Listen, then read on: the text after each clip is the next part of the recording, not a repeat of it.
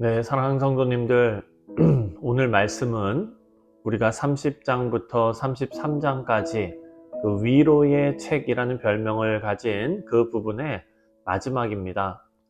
하나님께서 하나님의 백성의 왕과 제사장을 회복시키실 것을 기록해 놓은 부분이 바로 이 마지막 위로의 책의 마지막 부분에 나와 있습니다. 사실 예레미야는 왕, 나라, 성전, 이 모든 것이 바벨론에 의해서 멸망당할 것을 예언했던 선지자이기 때문에 예레미야 그 서 말씀 안에 다윗 왕조와 그리고 또 제사장직에 대해서 언급하는 이런 메시지가 있다는 것은 상당히 중요한 의미를 갖습니다. 이 말씀은 30장부터 시작이 된 위로의 책 내용인 미래의 회복, 그리고 새 언약, 이 약속의 토대 위에 장차 하나님의 나라를 완성하기 위해서 영적인 리더십의 회복을 약속하시는 말씀이기 때문에 이 내용이 너무나 중요한 것입니다. 그래서 오늘 말씀을 정확히 묵상하기 위해서는 네 부분으로 오늘 본문을 나눠서 읽어야 합니다. 첫 번째 부분은 14절부터 16절까지 말씀인데 16절을 한번 읽어보겠습니다. 16절에 그날에 유다가 구원을 받겠고 예루살렘이 안전히 살 것이며 이 성은 여호와는 우리의 의라는 이름을 얻으리라. 아멘. 사실 이 말씀은 우리가 작년에 묵상했던 예레미야 23장에 약속하셨던 내용이 지금 반복되어 있는 것입니다. 23장 5절과 6절을 보면은요, 하나님께서 마음을 작정하신 이제 그때 그 날이 되면 다윗에게 한 의로운 가지가 나온다라고 말합니다. 다시 말해서 한 왕이 등장해서 정의와 공의를 실천하는 왕이 될 것이다 라고 예언해 놓았습니다. 오늘 본문 16절에 왕이라는 언급은 없습니다.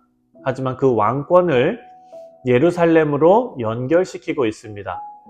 그래서 예루살렘은 여호와는 우리의 의라는 이름을 얻게 될 것이다 라고 말씀하십니다.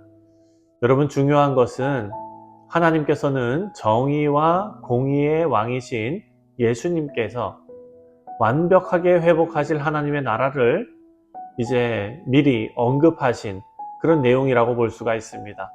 자, 두 번째 단락은요 17절과 18절이고요 세 번째 단락은 19절부터 22절까지 말씀입니다. 그렇다면 다윗 왕조와 레위 제사장의 직분은 어떻게 되는지에 대한 구체적인 설명이 오늘 본문에 나와 있는가? 구체적인 설명은 나와 있지 않습니다. 하지만 전체적인 내용을 통해서 미래의 회복에 대한 분명한 메시지는 나와 있습니다. 여러분 기억하시겠지만 예레미야는 유다의 멸망이 유다의 왕들이 하나님의 언약을 배신하고 또 하나님 앞에 신실하지 않았기 때문이라고 분명하게 지적했습니다. 더불어 왕의 옆에 불의에 동참한 제사장들도 함께 비판했습니다. 그래서 오늘 말씀은 이런 왕들과 제사장과는 차원이 다른 그런 왕권과 제사장직의 회복을 말씀하고 있는 것입니다. 17절과 18절 말씀을 읽겠습니다. 여호와께서 이와 같이 말씀하시니라. 이스라엘 집에 왕위에 앉을 사람이 다윗에게 영원히 끊어지지 아니할 것이며 내 앞에서 번제를 드리며 소제를 다루며 사르며 다른 제사를 항상 드릴 레위 사람 제사장들도 끊어지지 아니하리라 하시니라. 아멘. 이 말씀을 보면은요, 제사장의 의무를 다할 사람이 끊어지지 않게 하시겠다라고 약속하십니다. 세 번째 단락에서는 하나님께서 하신 약속을 확인해 주십니다. 19절과 20절입니다. 여호와의 말씀이 예레미야에게 임하니라. 이르시되 여호와께서 이와 같이 말씀하시니라.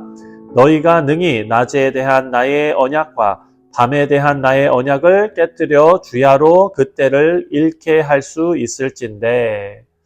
자, 하나님께서 약속하신 것을 밤이 지나고 낮이 오듯이 결코 변하지 않는 약속이다 라고 말씀하시는 겁니다.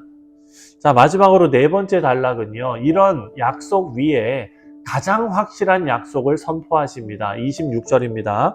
26절에 야곱과 내 종 다윗의 자손을 버리고 다시는 다윗의 자손 중에서 아브라함과 이삭과 야곱의 자손을 다스릴 자를 택하지 아니하리라. 내가 그 포로된 자를 돌아오게 하고 그를 불쌍히 여기리라. 아멘. 당시 사람들은요, 부정적인 말을 하는 사람들이 많았습니다. 유다 백성 안에서든 이방인 사이에서든 유다는 다시 회복하지 못하고 나라를 이루지 못할 것이라고 생각했습니다.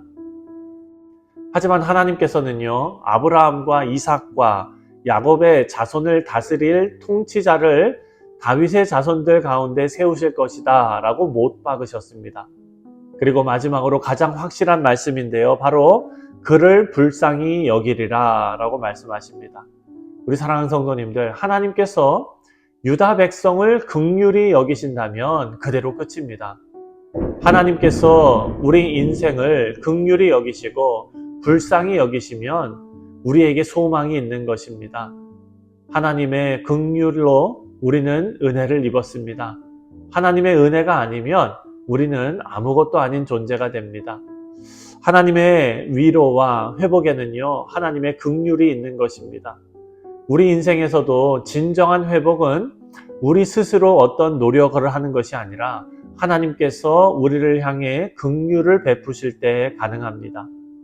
우리가 오늘 말씀을 묵상하고 이제 함께 기도할 때에 우리 성도들을 위해서 목요일마다 우리가 기도하는데요, 그 무엇보다도 하나님께서 우리 자신을 긍휼히 여기시도록, 우리 교회를 긍휼히 여기시도록 함께 합심해서 기도하시기를 바랍니다. 우리 사랑하는 성도님들, 30장부터 33장의 그 내용을 오늘 이제 마칩니다. 위로의 책입니다. 하나님의 위로에는 하나님의 메시지가 있습니다. 그 메시지는 하나님의 명령입니다. 바로 우리 모두가 거룩한 백성의 삶을 살아내라는 명령입니다. 유다가 망한 이유는 이들을 거룩하게 정화시키려는 하나님의 준비 과정인 것을 우리는 기억해야 합니다. 하나님께서 이들에게 70년이라는 시간을 통해서 그들의 굳은 마음을 제거하시고 새로운 마음을 갖게 하실 것입니다. 그리고 남겨진 자들을 통해서 새로운 하나님의 공동체를 세우실 것입니다. 하나님의 계획은 여기서 끝나지 않습니다.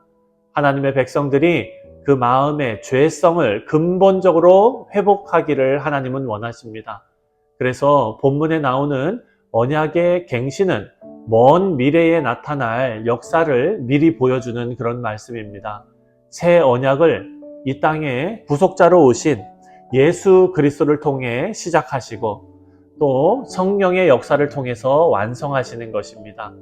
예수님께서 십자가의 죽으심으로 유다 백성들과 이스라엘 백성들 또한 우리 모두가 스스로 지은 죄들이 모두 사함받고 죄를 향해 달려가던 악한 심성이 회복이 되어서 하나님과 화목을 이루는 것입니다. 그리고 성령 하나님께서 우리 마음에 함께 거하시면서 하나님의 법을 돌판이 아니라 우리 마음판에 새기게 되고 또 우리를 교훈하시고 깨닫게 하시고 하나님의 법을 깨닫고 하나님을 알게 되는 복된 삶을 살게 하십니다. 우리 사랑하는 성도님들, 하나님의 위로를 그저 듣기 좋은 말로만 받는 것이 아니라 하나님의 은혜에 감격해서 거룩한 백성으로 우리의 삶을 힘차게 달려가는 복된 성도님들 되시기를 주님의 이름으로 축원드립니다. 기도하겠습니다.